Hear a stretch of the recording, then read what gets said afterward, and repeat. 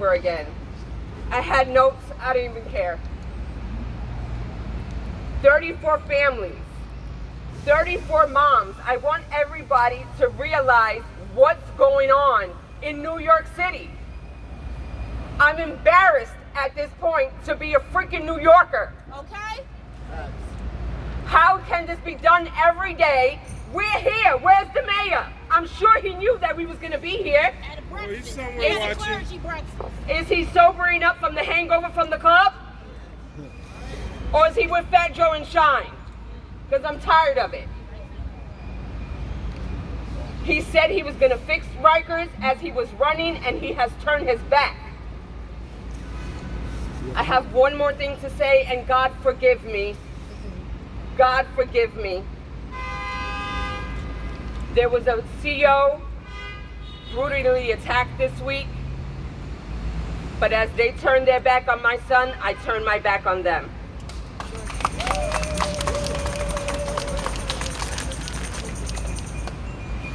And you know what?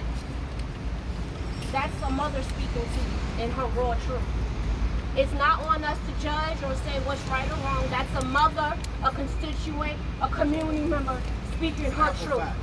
So I love you, and I'm going to still stand with you. And you know what? At the end of the day, everyone behind the walls deserves to be protected, respected, and have their basic human rights, whether you're staff or detained. But unfortunately, the detained has no one to fight for them, has no one to stand for them.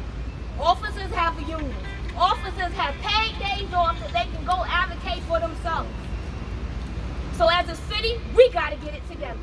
And I didn't want to say all that, but what I wanted to say is the next person, I wanted to introduce him because as a council member, he actually showed up. You know, a lot of people might say whatever they want about this man, but I remember the Jails Action Coalition, one mic. I remember the Jails Action Coalition actually putting together something outside of Brooklyn Detention House when it was open because they didn't even have access to water. They didn't have access to AC. And over the time, he has shown up again. And as comptroller, he's making sure we get these reports. Brad Lander, come tell us what your truth is and how you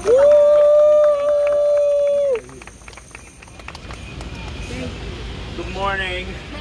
First of all, Samara, I just sent to all of the family members of lost loved ones. I just want to say how sorry we are. You grief and your pain, but also your courage in standing up to make sure that nobody else there goes through what your son did and what you did. It's really powerful, and you can see it. It is just. First, I want to say thank you to Freedom Agenda and the Jails Action Coalition for getting us all out here this morning and for calling us all to be out here every time we need to be. With the death of Gilberto Garcia, it's now 18 people who have died this year in Department of Correction custody on top of 16 last year, 34 lives, 34 families, everyone at Rikers, guards, detainees, staff, everyone deserves to be safe. We failed these 34 people, we failed these 34 families. When I was at Rikers just about 6 weeks ago, I asked specifically about Suicide Watch because most of those deaths are suicides or overdoses or neglect. The Board of Corrections says that of the 16 last year, at least 10 were as a result of correction officer neglect. So I asked about Suicide Watch, and I was told Suicide Watch was in good effect. There were no trouble there, except that while I was there literally, someone had committed suicide just 2 days earlier. It had not yet been reported to the public. We know that about 20% of people who are there, over 1,000 people who are there right now, are suffering from severe mental illness. We have let Rikers become our largest de facto mental health facility in New York City, and we know nobody's going to get better there.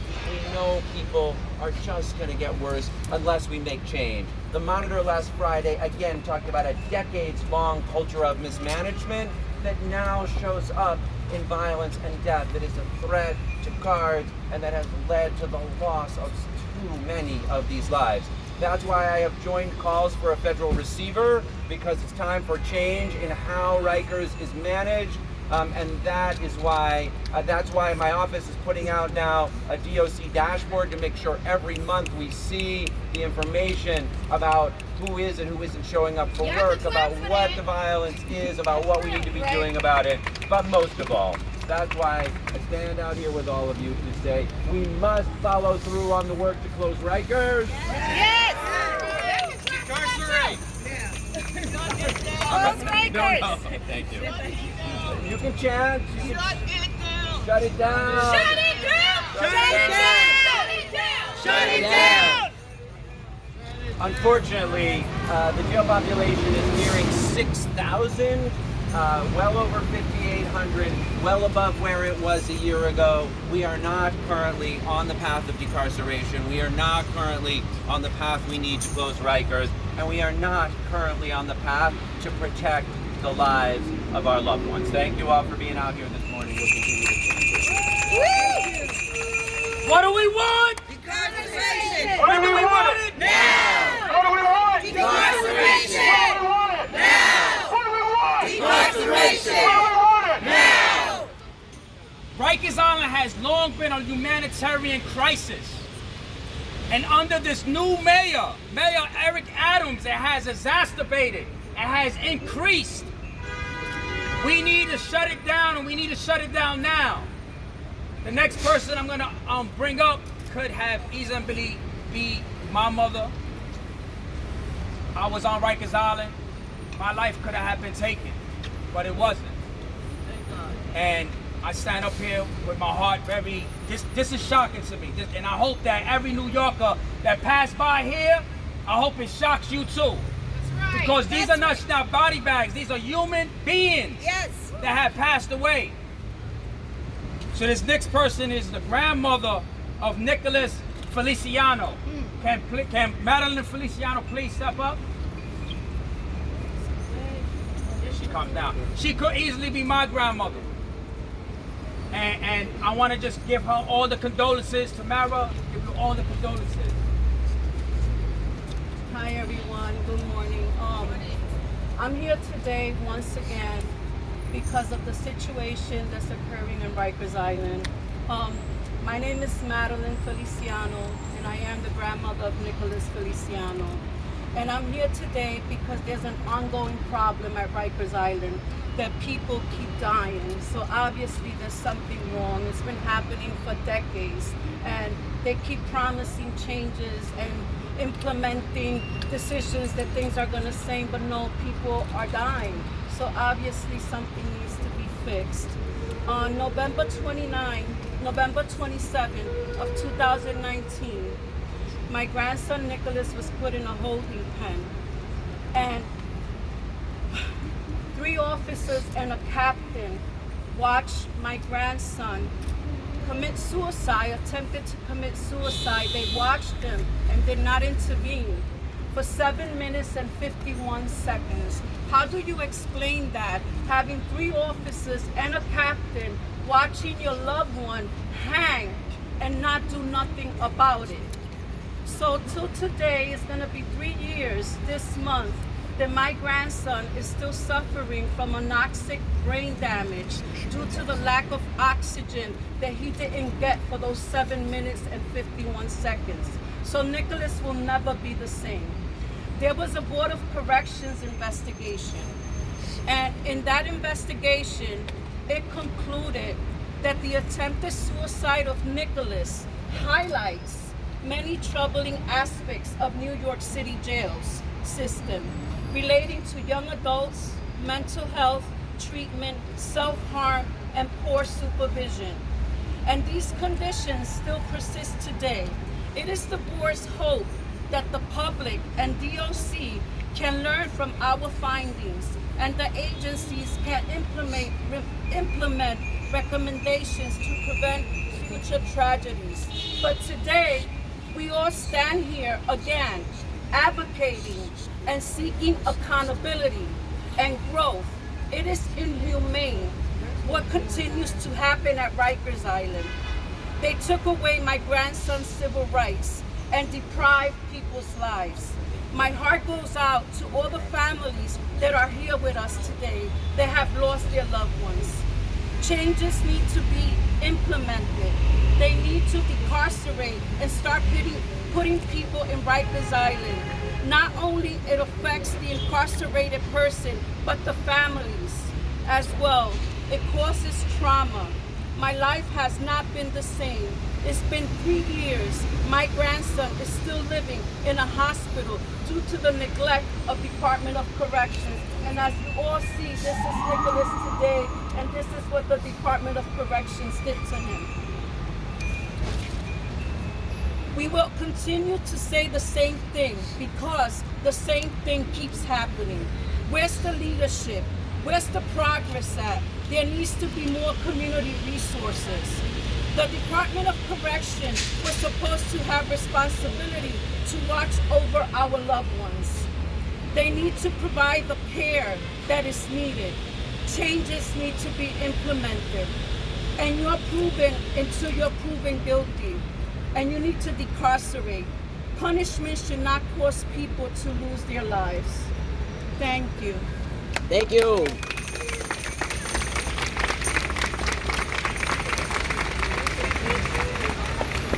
I remember standing on the steps with Nicholas' family in 2019, City Hall steps, begging for the mayor then to hold DOC accountable, begging for our electeds then to hold DOC accountable. And Nicholas' family is an example of what happens when you don't die, but DOC impacts your life in a grave way. When DOC is not held accountable, but can continue to impact your loved ones' lives in such a way. So often the media, you all are guilty of showing up when a heartbeat stops. But who's there when DOC does something and the heartbeat does not stop? Who holds them accountable then? Who is making sure that the medical is taken care of? That the family's mental health is attended to? I'm tired as a clergy of having to show up for community members in this way. When elected and leaders in position to make change do nothing. Councilmember Ressler, where are you? Because I feel powerful and I know he's going to bring it. So please, come tell the people what you're going to do in your position.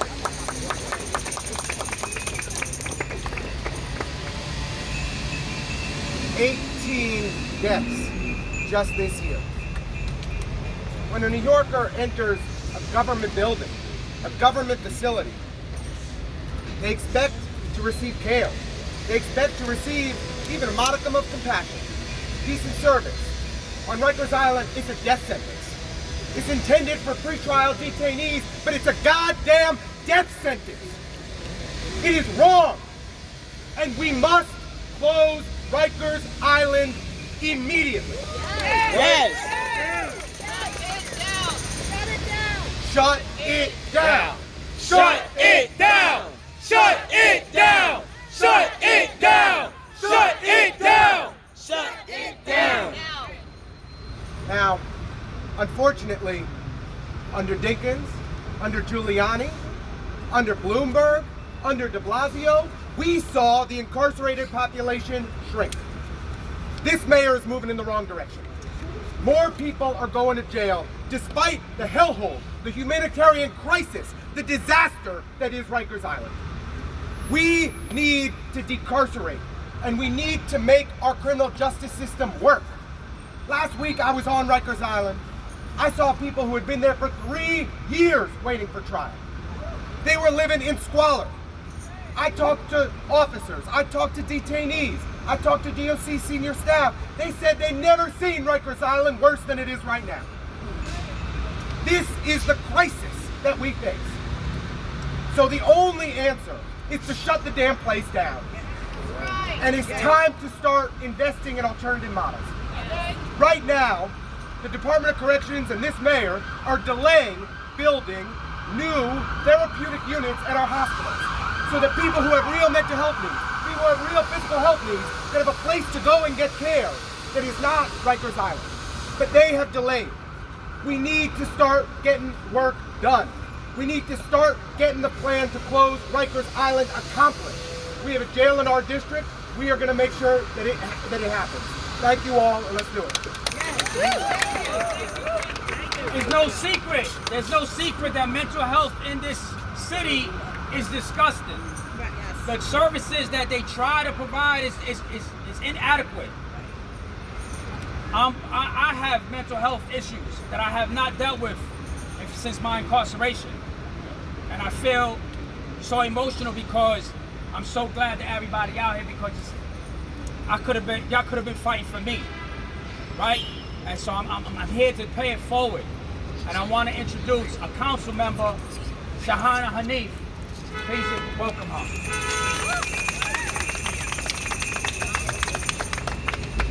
Thank you so much. I'm Councilmember Shahana Hanif. What do we want?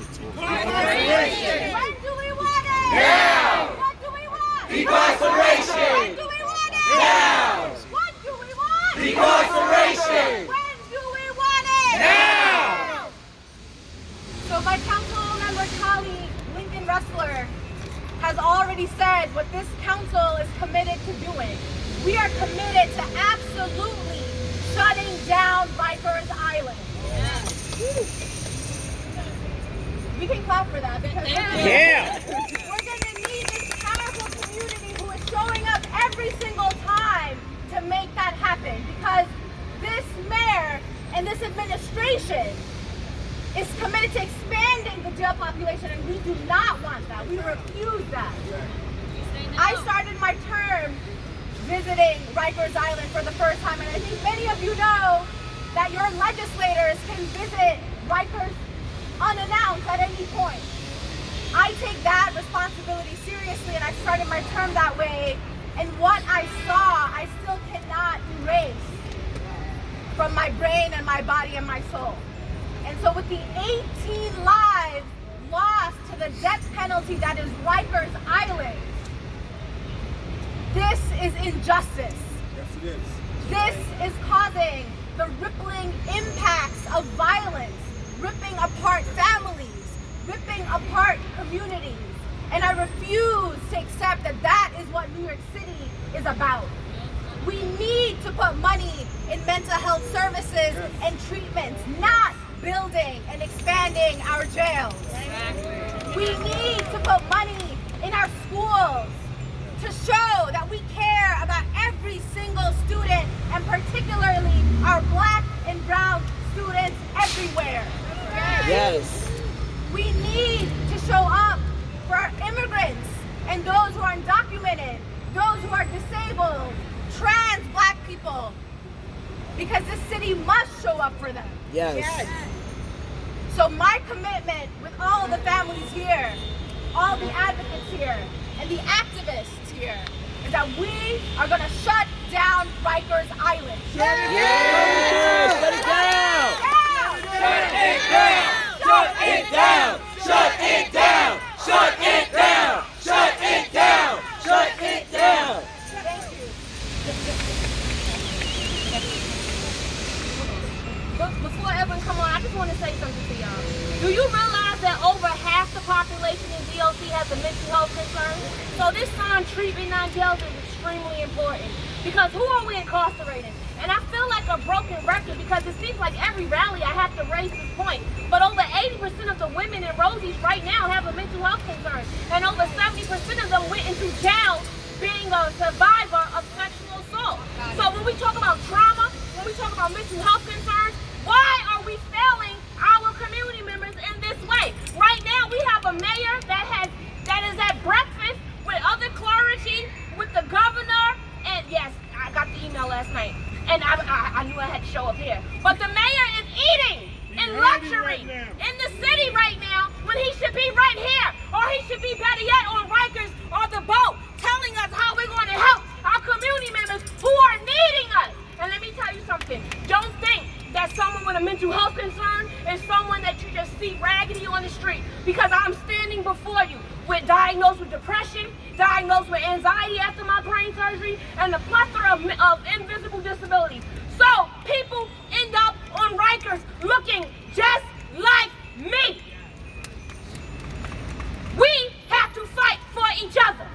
Edwin, go ahead. Before I bring up, thank you, Dr. B. Before I bring up our next speaker, I just want to refer to my notes, and I want to say that gotta have some notes sometimes. Despite the mayor's statements that he wants to, quote, and I quote, close the pipeline that feeds Rikers by investing in prevention, end quote. His administration has not convened the Commission on Community Reinvestment and the closure of Rikers since they took office. What does that mean? They do not care about anybody on Rikers Island. If you have a friend, a family member, a homeboy, your pana, your amiga, your brother, your sister, he do not care about them. Why? Because number one, he would do what he said he would. And number two, he will be here amongst us. You care about people on Rikers Island more than he does. So how the hell did he get into office? How did he get into office? He was duped. We was tricked. I want to introduce, from Vocal, New York, I want to introduce Ibrahim X. Go. I want to try something out real quick. Hello? Is this all right? It's okay? Much better. Where's Ibrahim X? Ibrahim? No? No Ibrahim? Okay. Oh, he coming? All right. Let me know if he's coming or not, because I'll go move on. Is there any other loved ones still in the crowd and not up front with us? Any other loved ones still in the crowd with us that has not spoken, please come up to the front. If not, thank you. Ibrahim is not here. We're going to move on to the next speaker, please. All right. Yes. I want to introduce. You want to introduce? Yeah, that's my girl. Wait, I don't need that mic. Yeah, I know you don't. All right, listen. I do a lot of things. And one of the things I also do is show up and fight for missing women and children and girls. And Councilmember Stevens comes through. Before she even was a council member, she cared about her community. And I just want to give you your flowers, because I don't think many people respect you the way you're supposed to be respected for the work that you do for the community, for the voices that you give for the people who are not there to speak for themselves. So Councilmember Stevens, Athena Stevens, I don't want to mess your name up, but Councilmember Stevens, please come on up and tell people what you're going to do. Well, thank you for that introduction. Like she said, I'm Councilmember Althea Stevens of District 16 in the West Bronx. And like she said, I'm not new to this work. I don't just talk because it sounds nice. I don't say things for sound bites. I actually like to do the work and just keep pushing. We are here today because we're trying to fix a system that's broken. The system is broke. It's grounded in racism. And so there's no way that it could ever be fixed, because we don't invest in things that really work. I live in a community where they rather build shelters than build homes. I live in a community where we don't have community centers. I live in a community where we don't have supermarkets. But there's a lot of places that they don't care about. My community, they consider a dumping ground. And most of the people in Rikers Island come from my community. They're my brothers. They're my sisters. They're my cousins. They're my uncles. So this work is important to me. I didn't start this work when I got in council. I was working with young people for 20 years because I believe saving our children, because that's where it started at. We should be preventing our kids from going to Rikers. There's no preventative measures. Okay. We want to talk about closing it down. I want to talk about not getting them there. That's where my focus is. So we're going to continue to fight to make sure that we have a city that invests in all of us. That's what we want. That's what we're fighting for. And like everybody knows me, I don't like to talk about it, I like to get to work. So let's just get to work. Get to work. Let's get to work. I heard what she said. Let's get to work. Ibrahim X, where are you? All right. Peace. Hotel. Peace. Said peace. Peace. Better than war. So, first, I would like to give all honor and praise God for allowing me to be here, because, you know, like some of these brothers, I was just on Rikers. I came home August 19th of this year. And I just like to say one thing about Vocal New York, where I'm a civil rights leader. If it wasn't for the good people of Vocal New York, I'd have been one of these names. And I'm going to talk about that. I'd have been with his name. Wasn't for that lady Kelly right there. We love you, Kelly. Okay? Kelly, that's my guardian angel that God sent me to keep me out of that.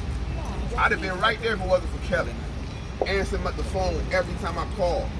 Putting lawyers on the phone, putting people on the phone, getting in contact with my family, getting in contact with my lawyer in another state because I had other cases. Selena, Mama Flowers, Ben, Jazz, all the people that voted. Y'all already know who y'all are. John, Louis, that kept me from being here. So I'm gonna just say everybody's name. 18 people. Tars, George, Herman, Deshaun, my man brother, Deshaun, Carter, Mary, Emmanuel, Antonio, Annabelle, Albert, Elijah Muhammad, Michael, Ricardo, Michael, Kevin, Gregory, Robert, Eric, Gilberto. And my name, so thankful to God that I'm not one of these names. My name is Ibrahim, and I prefer to go by X like my brother Malcolm. And I am a civil rights leader at Vocal, New York. As someone who was recently detained on Rikers, June 1st of this year, I was bad. My heart is saddened and angered by the ongoing deaths. It feels like the COs have given up on their duty to keep people safe. I experienced this firsthand. This was the longest summer of my life. I spent the summer there. While I was on Rikers in June, I got in June 4th because I did 3 days in the precinct. Don't let's talk about that. Before you get to Rikers, you got to spend 3 days with no food and no change of clothes and no shower in the precincts. The bullpen. Talk about it. 3 days, 72 hours before you get to Rikers. Then I get to Rikers, my foot, this foot right here, was white because I have diabetes. I did not receive metformin, insulin, or no medical treatment from June 4th to June 14th. I was told my foot would be amputated by Frenchie in the medical there. I almost died from a diabetic ulcer that went completely untreated, even though Warden Harvey saw it. That's not right. And told me, if you don't have a medical degree, how do you know you need medical attention? When my foot was white and bleeding, and I was told I was a type 2 diabetic, and I'm 41 years old. That's what's going on in Rikers. That's why they dying. I'm gonna tell you the truth. If they don't want to tell you the truth, if councilmen or mayors or presidents, I'm coming for everybody. Putin. That's right. I'm coming for everybody. Everybody. That's right. I'm the Brooklyn Putin. For real. But I'm gonna calm down. I've changed my life. Kelly know that. I don't talk like that no more. I'm still on parole. When I needed shoes to cover my open wound, it was a detainee, Gilberto, his people. Let's talk about y'all gang database. The Latin Kings got me my foot, my shoes when Warden Harvey said she couldn't do it. Warden Harvey told me she couldn't give me shoes for my all-white bleeding foot. But Gilberto, who's dead now, his people went in the back. Ain't no talk about, oh, they took over Rikers for some minutes. We already have Rikers. We just can't leave the building. That's right. I'm gonna tell everything. He went in the back when the CO had a key and got me some shoes. And I'm not condemning COs because I just told Kelly that the COs are being treated worse than the inmates. Facts. But they are incentivized to oppress us. That's right. It's like a slave plantation in there. The COs who act tough are the ones who get promoted. And they brag about it, saying things like, they told me somebody acted a fool and I had to wash them up. Yup. Talk about it. Warden Harvey, I told y'all, asked me if you don't have a medical, words out of her mouth. If you don't have a medical degree, when I took my whole sock off, because I didn't have shoes, took my sock off and said, showed her. And the stench, the smell, if you ever been around somebody who had diabetes and an ulcer, they told me, put your sock back on, man, we don't want to smell that. She asked me, how do you know you need medical attention? She asked me if my foot was openly bleeding, and the COs who want to do good can't, because the CO that wanted to help me get some shoes have been working alone for 24 straight hours, and nobody came in because all the people keep clocking out, like they said on the news. And there was no one to help her, so she couldn't do anything for me. So despite the mayor's statements that he wants to close the pipeline that feeds Rikers by investing in prevention, his administration has further criminalized poverty and driven up the population on Rikers instead of going down. The death of everyone who has died in DOC custody lies at the feet of these people here. Started with Mayor Adams, and the city council who continue to pour billions of dollars into systems designed to kill us. The deaths won't stop. I'm telling you right now, somebody's getting ready to die. Right now, they just don't know it yet.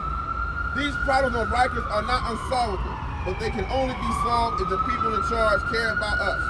Our elected leaders should not have the authority to detain people they can't care for. We must decarcerate and decarcerate now and actually meet the needs of all New Yorkers. Whether you're black, you're brown, you're red, you're yellow, you're gay, you're straight, whatever they want to call you, it don't matter. If you in New York, New Yorkers should treat you right. And Rikers Island must close as the first thing. I'm a nice guy and I'm a little passionate about this, but please, close Rikers now. Yes.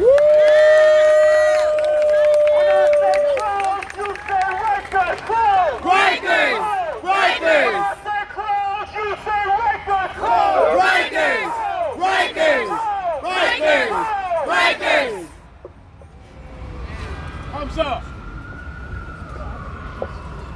Thumbs up. Thank you. We ready? Peace and blessings. One mic. So I don't want to have to remind my people, but I will. When directly impacted people come up here, whether they're directly impacted or their loved ones, we're going to give them the same respect that we demand from DOC, and if you're black and brown, that we demand from white people when we talk about our issues, right? Right. So when I say one mic, I really mean that, out of respect for the loved ones and the directly impacted. So let's practice it. One mic, then everybody else be quiet, right? See how that works? So beautiful, my people, so beautiful. Many times on the record, I am known to make city council members cringe. When I talk about women bleeding in their cells, having lack to sanitary napkins, it makes people uncomfortable. I don't care, because the people that are going through it are the most uncomfortable. When we speak about sexual assault on Rikers, how convenient that they leave out when they tell women, if you don't do certain sexual acts, you won't get extra pads. That's not something made up, that's a fact. And working in nursing, working doing CBT, cognitive behavioral therapy, working behind the walls doing chaplaincy, I have had the privilege, unfortunately, to gain access to many places. So I know when you have that truth, it is the truth. Candy. My girl, see? Always by my side. Now Candy she got on a different shirt today, but Candy has actually been a member of the Jails Action Coalition for many, many, many, many years. Today she's out here repping vocal, and they show up as well. Over the years, we have done many things together.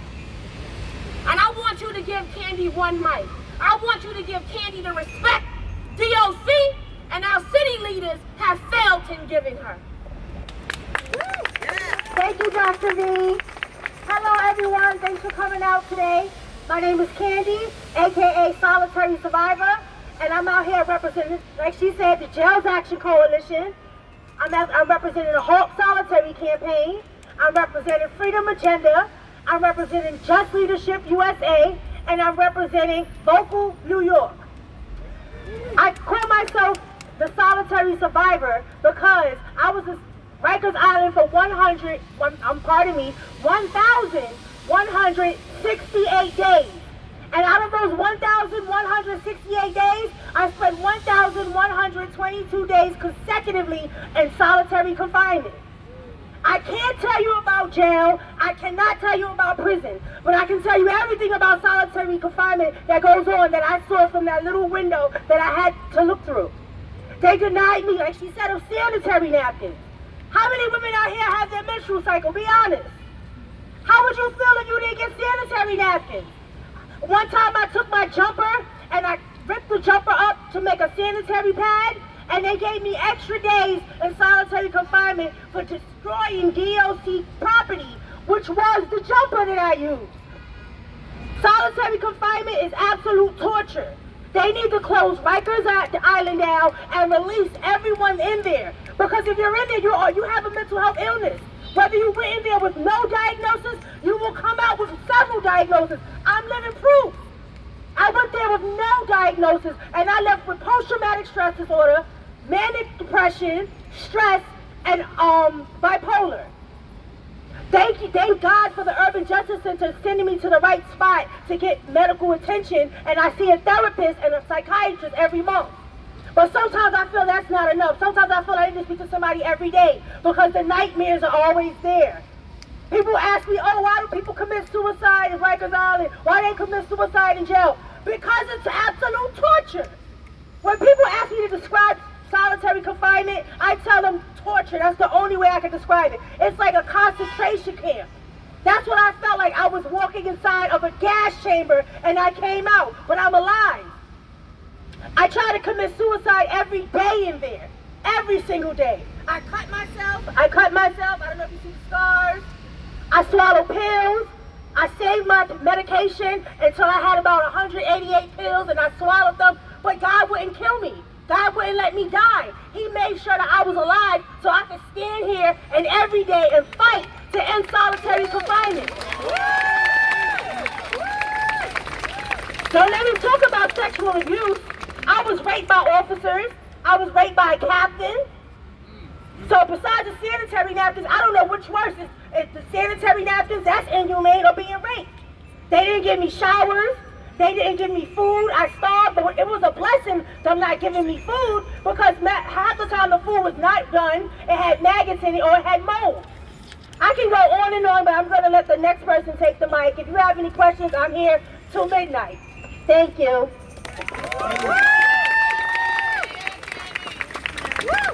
Thank you, Candy. And I want to echo your words because I spent 9 months in the box for something I didn't even do. And I went to Southport. I wasn't on Rikers Island's solitary confinement, but I was up north and when I was in prison.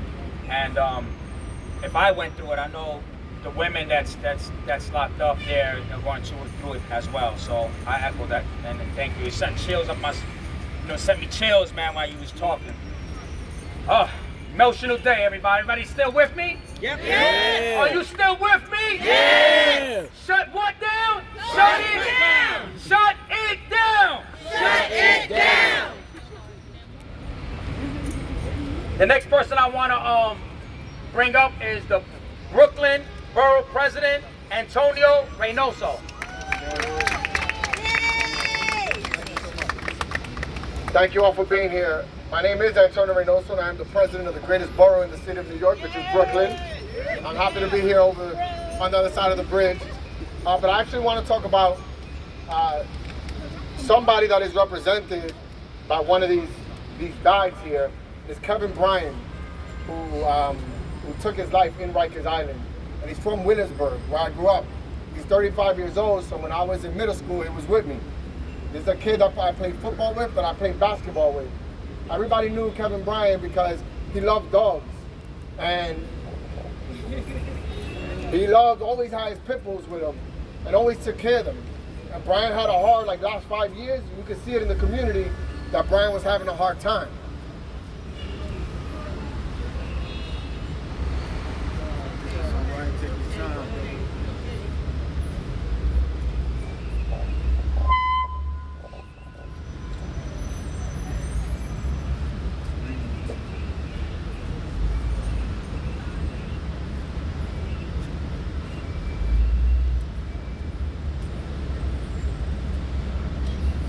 Brian needed help. He didn't need to go to Rikers. He needed help. And I'm a borough president and I felt helpless. And I saw him in the streets. I gave him money, I take care of him. He always came to me. He was always asking me for help. He was always fighting a good fight. He was always anti-gentrification. Always came in there and used to say, yo, Tony, there's too many people moving in, man. They're taking our homes, and he's just very active. But he was out. Brian was ours. He was in our neighborhood. We loved him. We all loved him. Everybody knows Brian. You go where his house where he lived. There was hundreds of velas in Spanish. I'm sorry, velas, candles. There you go. In the building, and everybody knew him, and everybody knew that he didn't need to be in Rikers. $5,000 bail. obviously I didn't know, but $5,000 bail. He locked himself in. He locked himself in a DOC room, and the person that was outside didn't go in to save his life. He waited for backup while Brian was dying. He waited for backup. He's like, you don't need backup to save somebody's life. Open that door, lift them, do something. And it didn't happen. So, this is very personal for me. We will close Rikers down, and I'm not saying any of it, but if it takes me continuing to rise to make sure we shut it down, that's what I'm gonna do. If this mayor doesn't do it, we're gonna make sure the next mayor does it. Like, we just need to keep getting our people elected so that we're not having this nonsensical conversation about 18 people dying, and that we're gonna allow for a facility to stay open because you can't win a narrative with the media about crime, so you wanna keep people in there and let them die. That their lives are worth your narrative, or that there's crime in the streets, so we gotta keep people locked up. So let them die. Let them die for your narrative, because we got elections coming up. It's all BS. And I don't have all the answers, but I know closing Rikers is definitely one of them. Say that again. Rikers Island is the answer. Closing it down. Closing down Rikers Island is the answer. Close it down. Thank you, thank you. I want to bring up Council Member Alexa Aviles.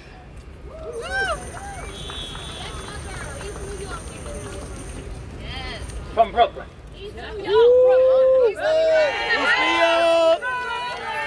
Brooklyn.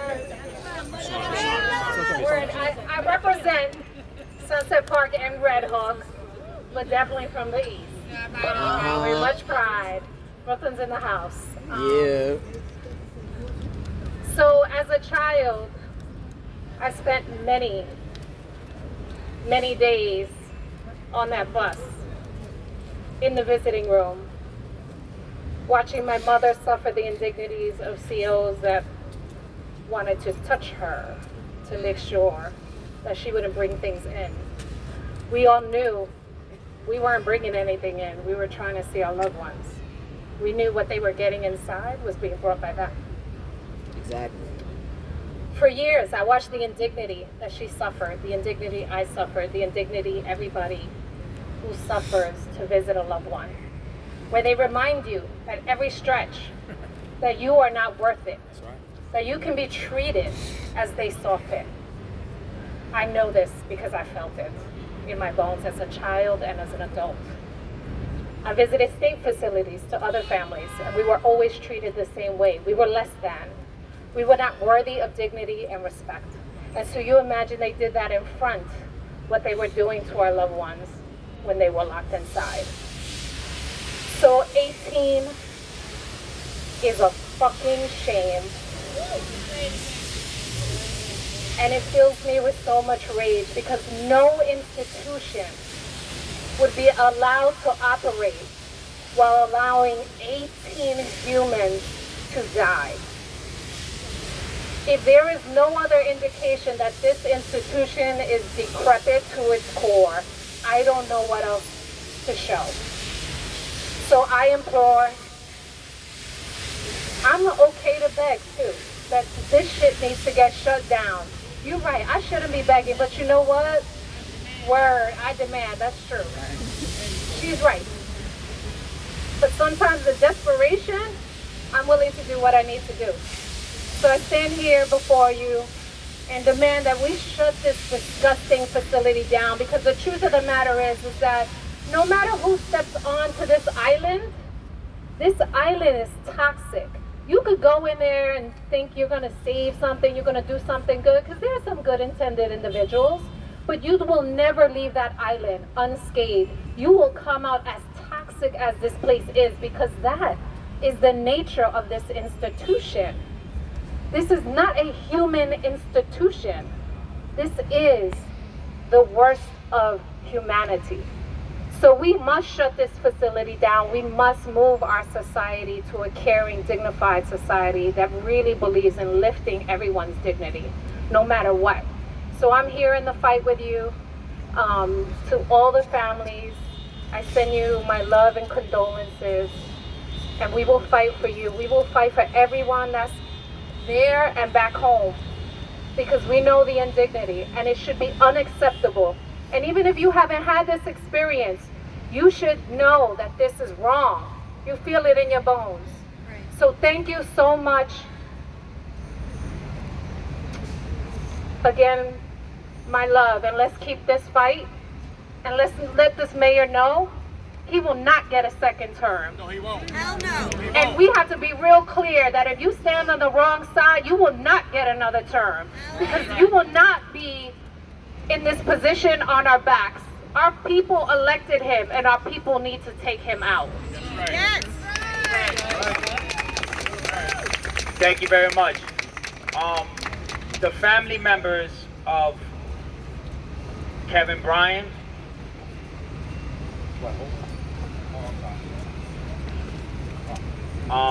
Eric Tavera, family of Eric Tavera, are you here? Yes. Please give them a warm welcome. A warm welcome.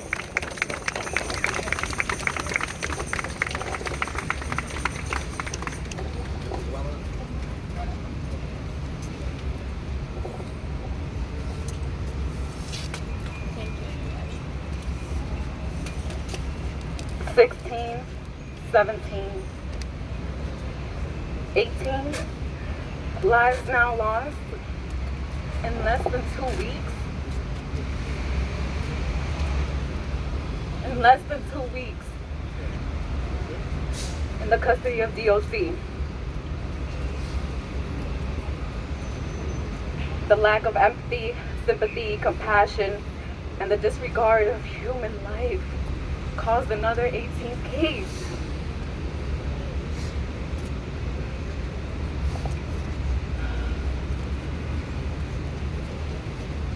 This appears to continue and will continue to grow unless Rikers is gone for good. That's right. All facilities in Rikers as well.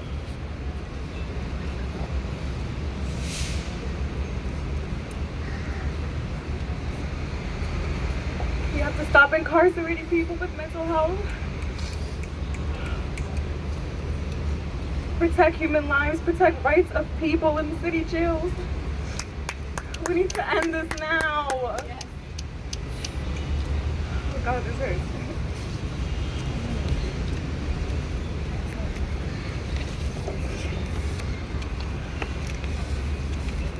I'm lost for words now. We support you. We support you. We support you. We stand in solidarity with you.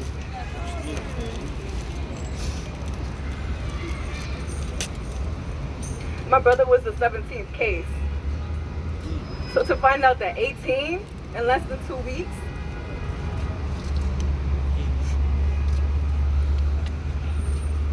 y'all not listening.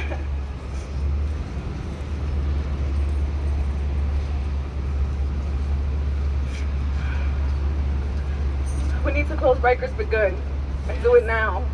Now, not later, now.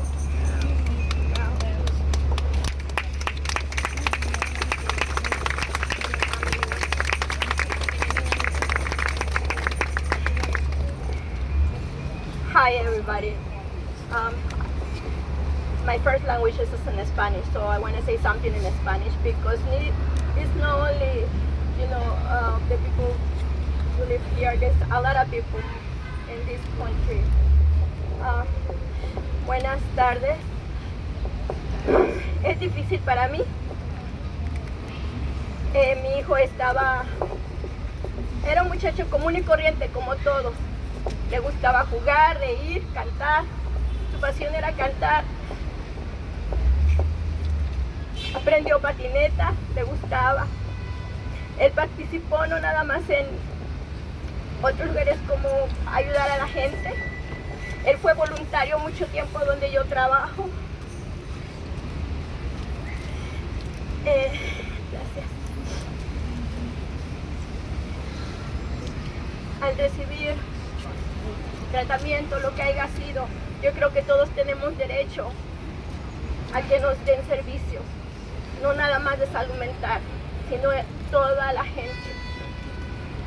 Si acudimos a donde fuimos, necesitamos la ayuda y la estamos pidiendo. No se nos tiene que negar. La otra persona que apenas falleció era 2 años menor que mi hijo. Y yo creo que no es justo que lo sigan tratando peor que animales, porque incluso a los animales nosotros vemos por ellos y los tratamos bien. Y hay organizaciones que los defienden. ¿Por qué no vamos a defender a nuestros hijos? A nuestras personas que están ahí sufriendo y que creo que no es justo. Por eso les pido que si se unen más personas, cierren esa prisión que no es lugar para ellos.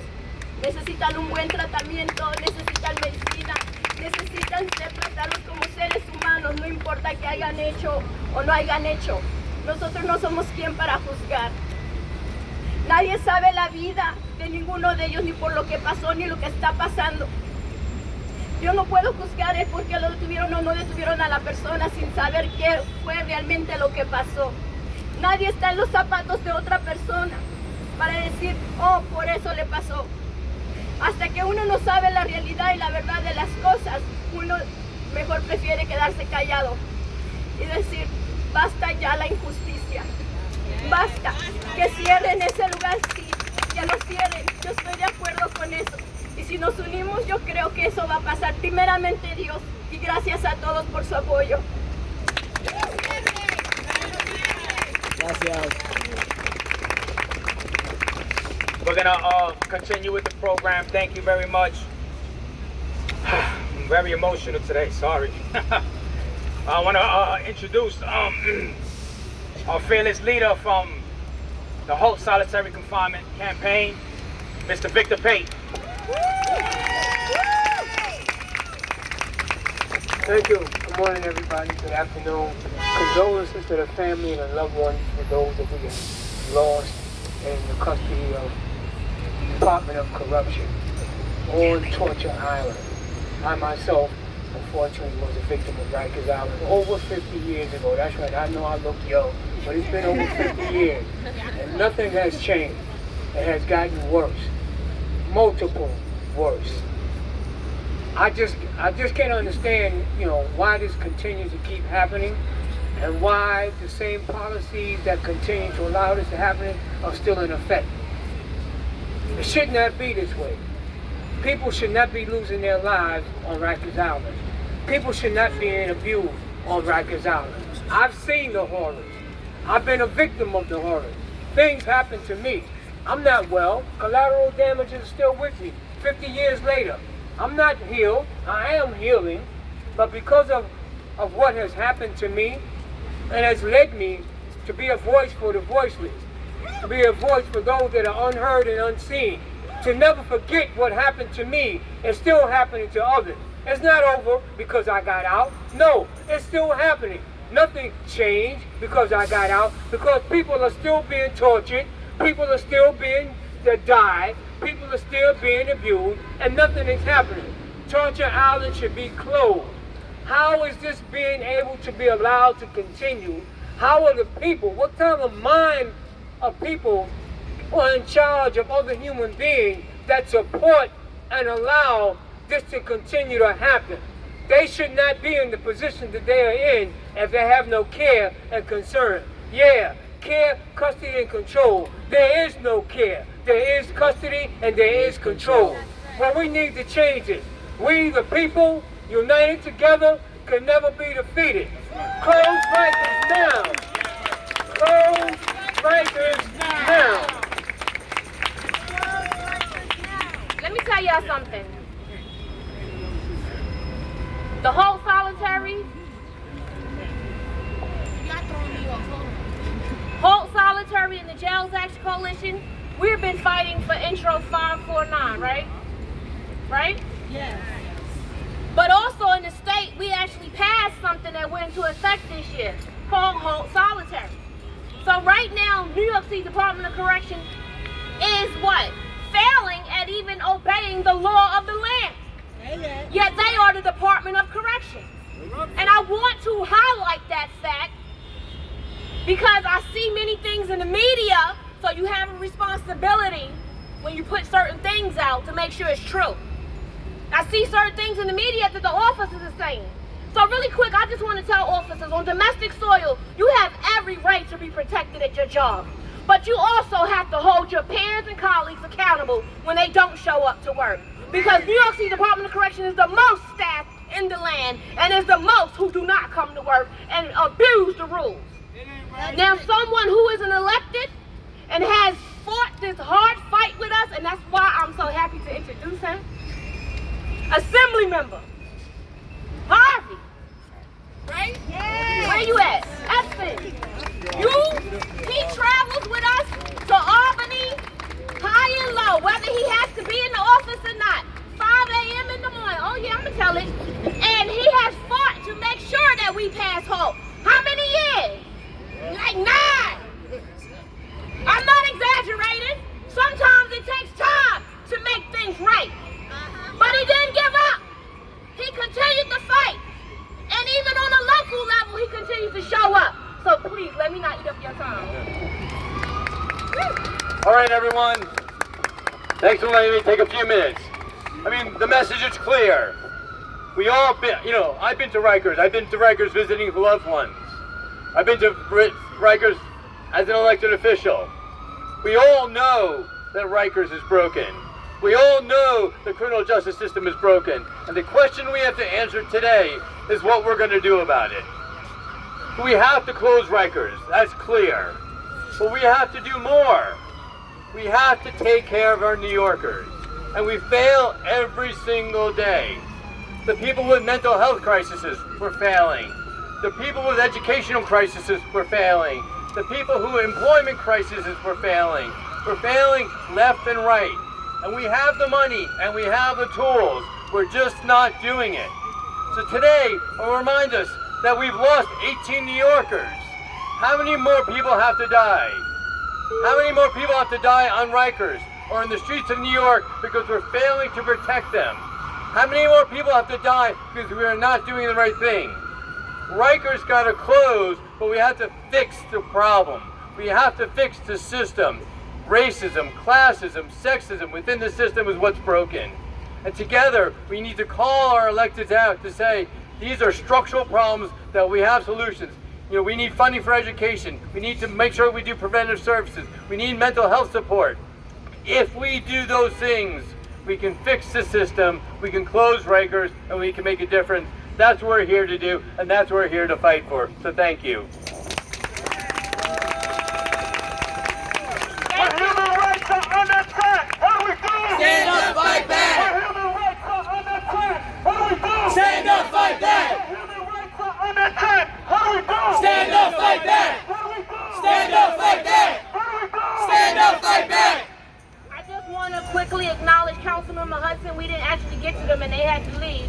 And I also want to acknowledge Elijah Muhammad's family. They don't want to really speak today, but they are here and we want to acknowledge him and his loved ones. And next, wait a minute, I'm just going to go ahead with Edwin.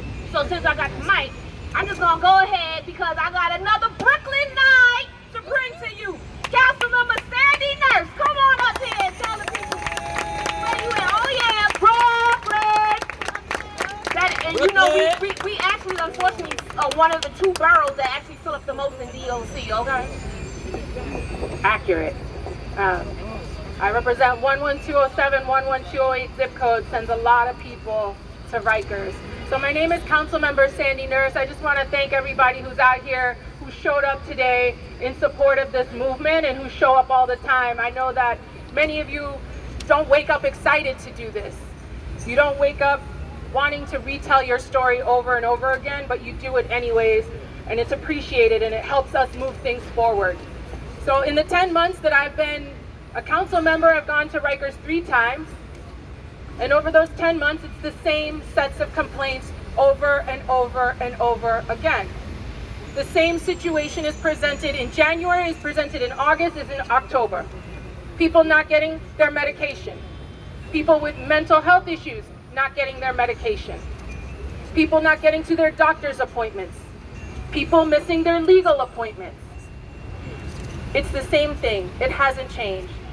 Every single time we've gone there, we've heard people say, there's not enough corrections officers on the floor, or we haven't seen corrections officers for over 2 weeks. Oh, I have programming this day, but I haven't had programming in 4 days.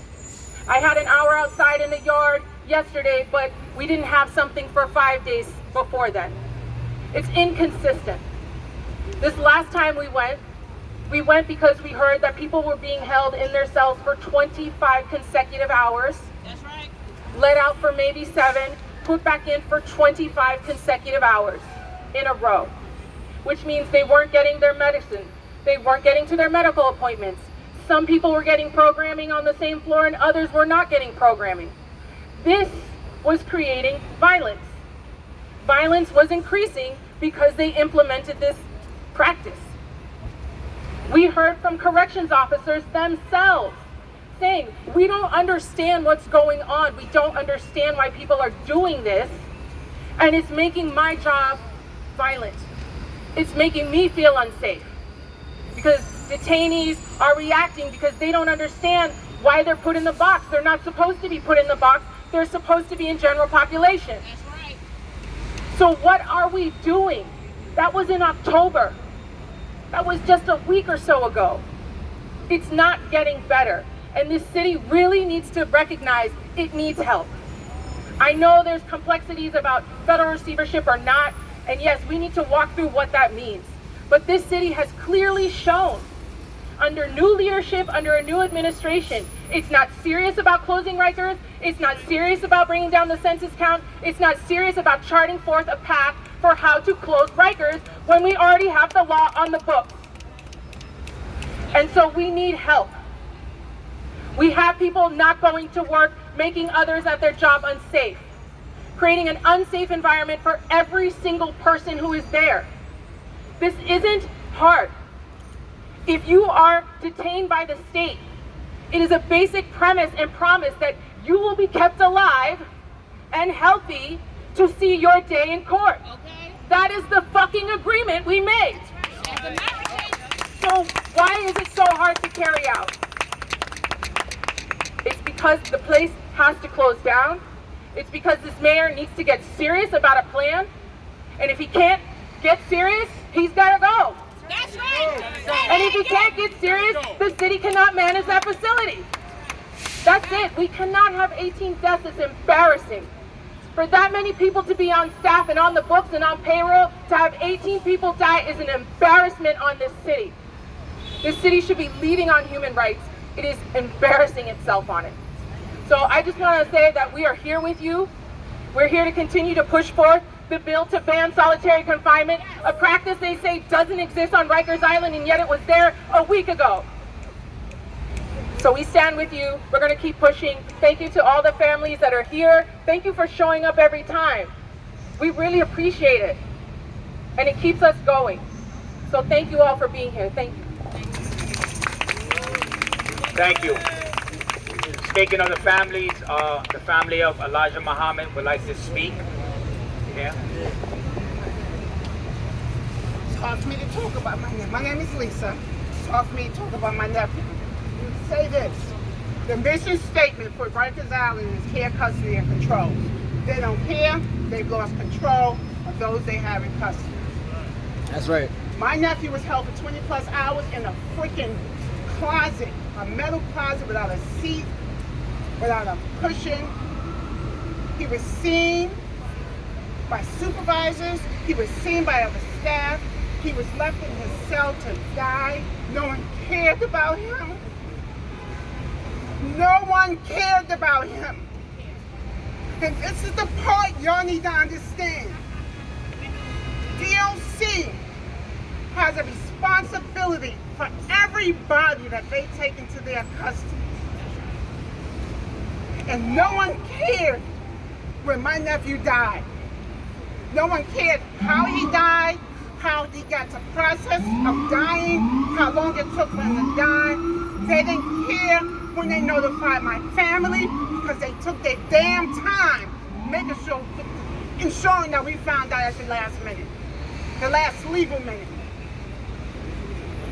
DOC does not care.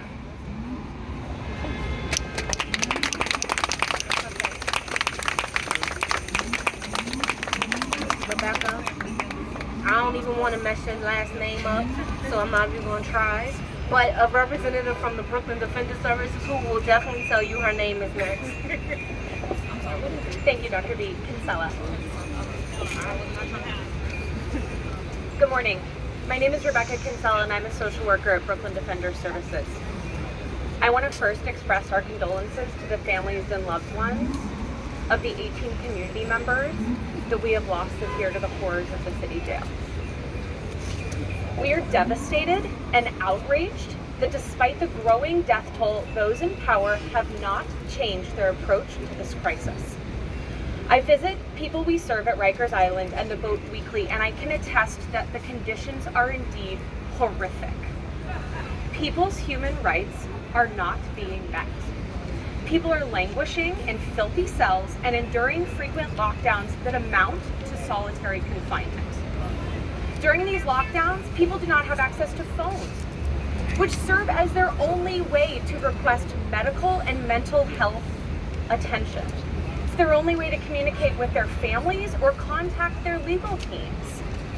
One person told me that during a week-long lockdown, he only had access to brown water from the sink in his cell. And COs refused to bring him clean drinking water because it could not be slid under his cell door. Even outside of lockdown units, human rights are ignored.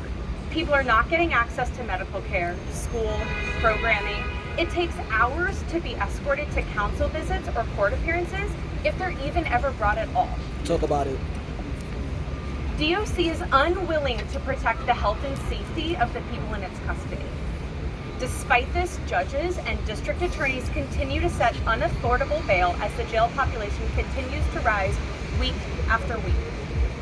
We are here today, once again, to demand that New York City decarcerate its jails as soon as possible to prevent another death in custody.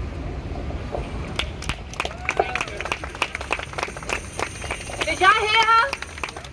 So she was very calm with her sayings, right? She wasn't like me at all, right? What do we want? Decarceration! What do we want? Yes. Excuse me, I didn't believe in the first time, so now. What do we want? Decarceration! When do we want it? Now! I think I kind of believe it. But tell the traffic. What do we want? Decarceration! When do we want it? Now! Let me tell y'all something. Rikers Island is a death trap. It's a sinking hole. Sandy Nurse, Councilwoman Sandy Nurse said it right. It's an embarrassment on our city. But even, life throws you many things where you can be embarrassed about, but you try to do better. You try to make yourself better. You try to become better. We teach people when you come home from jail, one mic, when you come home from jail, you're supposed to be a productive citizen. Is that right? That's right. On domestic soil, we teach people when you come home from jail, you're supposed to be a productive citizen. But we never discuss sending our community members back to the community broken, traumatized, disabled, full of our sins. I have people that say, Dr. V, I have to sleep in therapy because it's a safer place for me to close my eyes. The rats run over me at night. You heard about brown water, but have you heard about the roaches in the food? Do you like roaches in your food? But for some reason, because we send people to jail, it's supposed to be okay. For some reason, all of us seem to think out of sight, out of mind. Out of sight means a life could be lost. Out of mind means a heartbeat can stop. And it's not okay for you to just show up and say my condolences. My God, are we savages? It's not okay for clergy to run uptown and meet with the mayor and not hold him accountable because they want to be hired on his next go-round. That's right. Clergy, you have a job. Now, I know I'm not your average minister, but I am a chaplain, okay? Holla. They gave it to me and I use it. I use it for my community members. So when I tell you to show up, it's because I show up. It's because I go above and beyond. And the next and last speaker I'm going to introduce also goes above and beyond. And a lot of her colleagues don't even like her. But you know what? We got her back.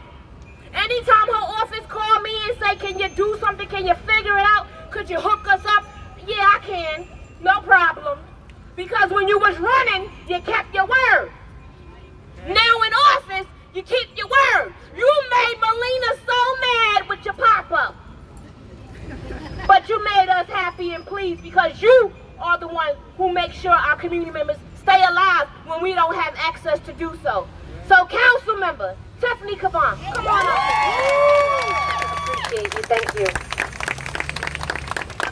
Back that way. I just want to start by expressing gratitude for the folks that are here because, I don't know, I'm going to be real honest about this. Every time we come out here, I become a bit undone. I'm somebody, like a lot of folks, who struggles with anxiety, who has their own trauma history, and coming back time and again, and I know this is true for a lot of my family that's out here today, it is like bathing in trauma. It is overwhelming for our nervous systems.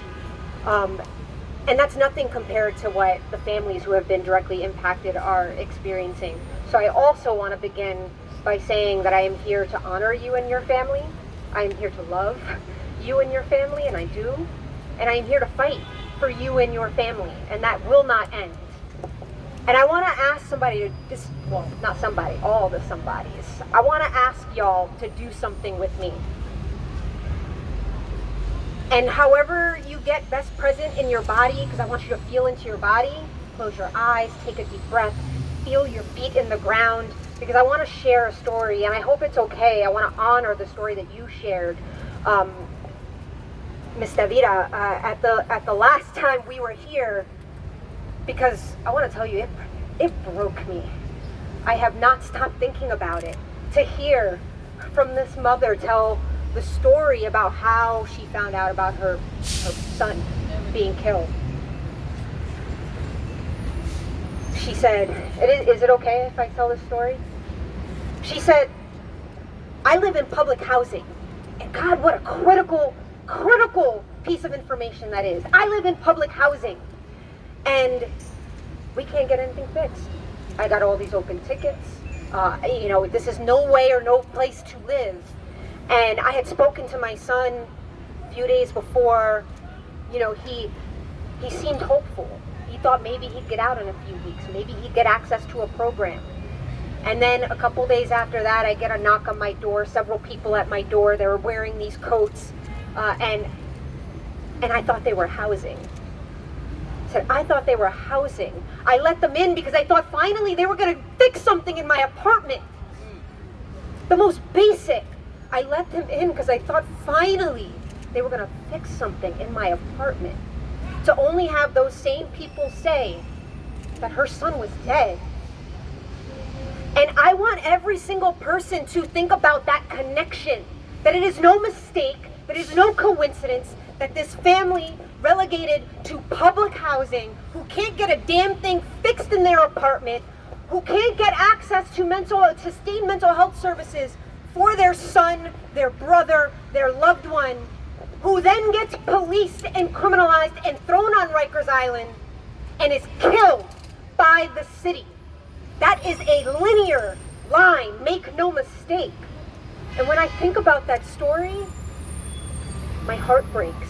It is such a perfect example of how this administration and our government year over year has failed our people specifically, has failed black and brown, poor and working class folks, has failed our immigrant communities, has failed our queer communities, has failed our disability communities. It is an utter disgusting disgrace.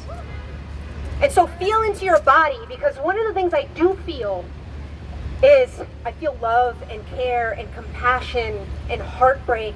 And I'm going to ask you to tap into those feelings that you feel. And I want you to release them for a minute. Just let them flow out of your body, because what I want you left with is rage. Do y'all feel that rage? Yes. I feel that rage. But having the rage isn't enough. It must be organized rage. That's right. And so now that we are anchored and centered on a story, on a family, an experience that is torturing so many, not just the families that are here, let's get organized and let's call out who our targets are.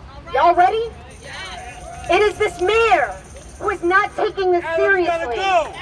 Adams gotta go. Adams gotta go. It is Commissioner Molina who is not only responsible for deaths on Rikers Island, but is also responsible for horrific injuries to corrections officers.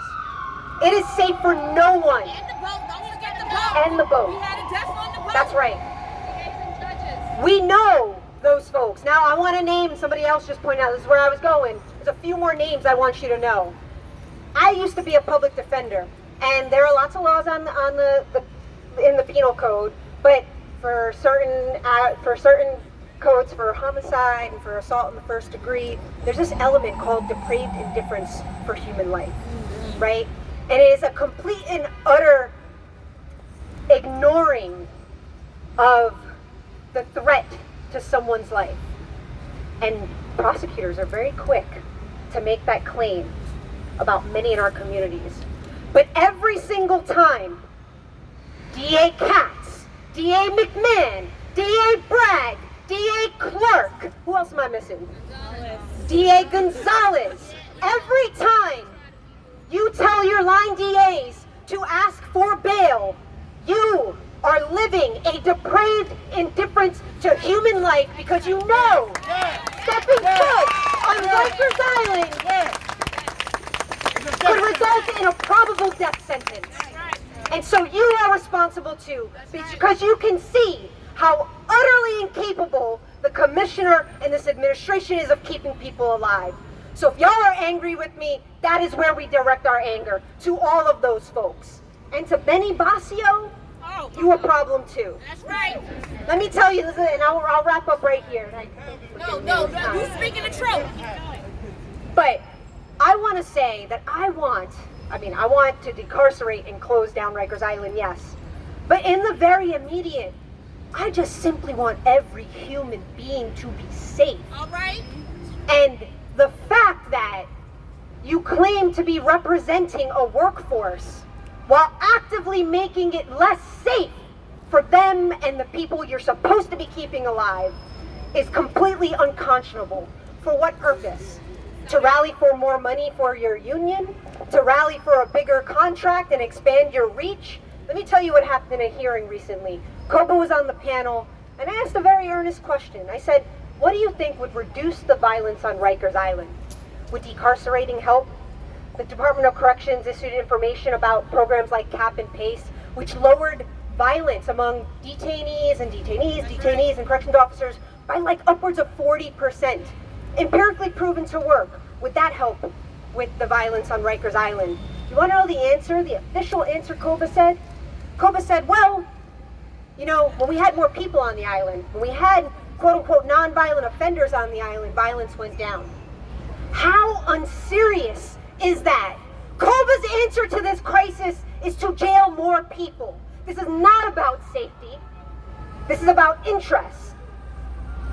And so again, I am here to condemn every single actor that has played a role in this brutal fucking crisis and say no more. And I hope that y'all will step to them as well and say no more. No more. Because our people deserve to live. We deserve to love them.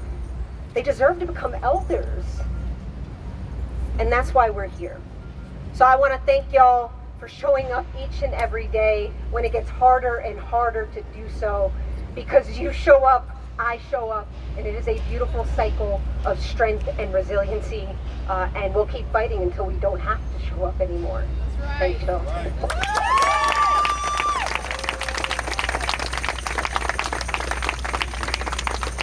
I want to bring up Tamara Pardo one last time. She's gonna say a couple more words, and then we have a closing. But I want to remind everybody: if you care about this issue, do you care about this issue? Yes. So you will be here with us till 12 o'clock tonight. This has not finished. This is not over. This press conference might be over, the media might leave, but we're still here. So stay with us. We have a long program all night. Tamara's gonna say a few words and then we're gonna close out. I stepped away because I needed some air. And I stepped back there and I watched as people, of course, because it's crowded, they have no choice but to walk by that way. But I watched, and I'm not upset, because when I came up with this idea, even though it was sick to my stomach, I said, I want to shock New Yorkers. Do we have to have body bags? So I stood there and I watched as they were desensitized and went through so easily. So I'm asking, don't just leave after the cameras go away. Stay out until 12 midnight. Let's let these New Yorkers know that our people are dying. My son died. Her grandson is, look at the picture. Look, he will never be the same again. Her brother is gone. Her son is gone. My son, they won't come back again. So let's wake up New York and let's stop being desensitized by all this. These are body bags. DOC body bags. Do you get it? It's disgusting. And like I said, I'm not mad, but it just shows the weaving around a body bag, not even looking down. I would be curious, like, what is this? They just weaved around it. Enough is enough. We have to let everyone know that people are dying on Rikers Island and not to be desensitized, because there are people. That's right. We love you, Tamara. Thank you, Tamara. Thank you for all the speakers. Thank you, Dr. V. Thank you to the families. We're gonna close out as a lover of the arts. I'm a poet at heart. I'm an old school rapper. So I love the arts. I want to introduce somebody up here that's gonna close us out. And remember, we still have a long program all day with performers, speakers. Stay around. I want to introduce y'all to Messiah. Messiah?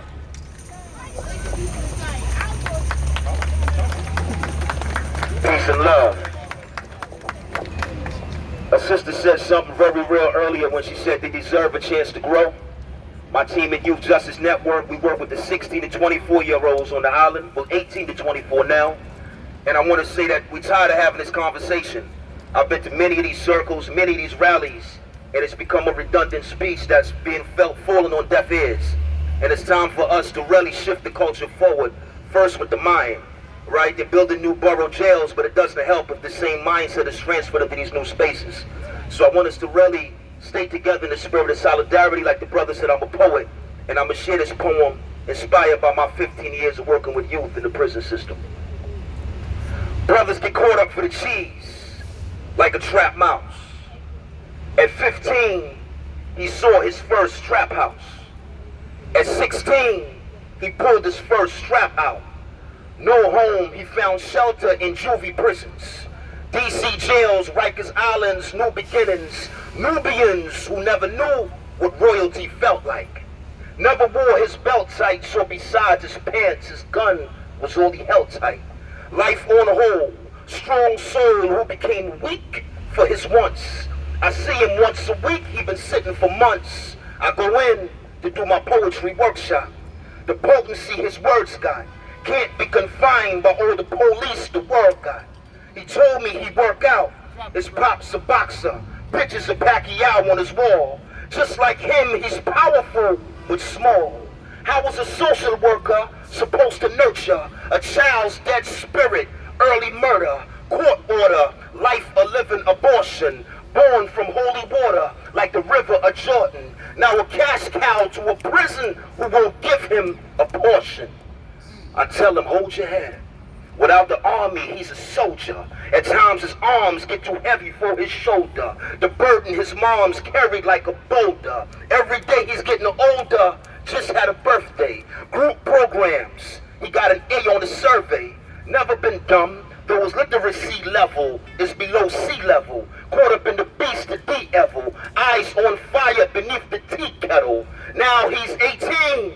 Release date dreams. It's about time. Thought he was free, till the gatekeepers gave him adult time. When will the bulb shine? In this dark hour, in his bloodline, is star power, no BET. A smart scholar with no GED. Intellects, young Malcolm X and the feds, like FedEx mail. They shipped him to federal jail. Off to Michigan. Family can't afford to visit him. Recidivism in the prison system is the heartbeat of Wall Street. Private jails create profit sales. Every time we hear the bells on the clock, black males are the stock, like slaves on the dock. Now check this. Now check this. Prison complexes in Texas decrease because of less entries, more exits. The state lost money, so what's next was go after the Mexicans, immigrants all together, arrested guilty and innocent all together. More cellmates to fill more bed space, if not they lose money. More debt weight is called capitalism. That's why we face capital punishment 40 years after imprisonment. Plain, bro, make it plain. Verizon stocks rising from collect halls, leeching the life behind these dead walls. In this game of debts and debtors, some met some mentors, men torn from the thorns of crooked judges, nickels a day for cooking lunches, hundreds of push-ups, hooks and punches, abundance of prayers and books from pundits, keep his mind refueled, seeking renewal. In cuffs, he's a jewel in the rough, from the streets where life beyond 18 is iffy. More black men in jail than slaves in 1850. Now seriously, look in the mirror, see, and tell me that's not a conspiracy. Cocaine, the color of white supremacy, while crack rock equal black when the latch lock is frightening. White men doing powder come home in an hour. Black men rocking the hard place, turn bass into hard rock, sit in San Quentin and Comstock. Every night, he writes from a lonely cell, like Etheridge Knight, the poet who married Sonia Sanchez before the death of his life. My brother Troy did 11, got his life right now, he's a legend, pledging to elevate the state of his brethren. My cousin locked down right now, doing beyond 40, talking like he'd be home shortly. That's strength at its best. A weight no man could bench press. Not weight as in lifting bars and dumbbell, but weight as in patience, living behind bars in some cell, compelled to kneel, seeking the Lord for approval. Keeping it real, he swore to be truthful. Your Honor, will you appeal this order of removal? Order of removal. Thank you.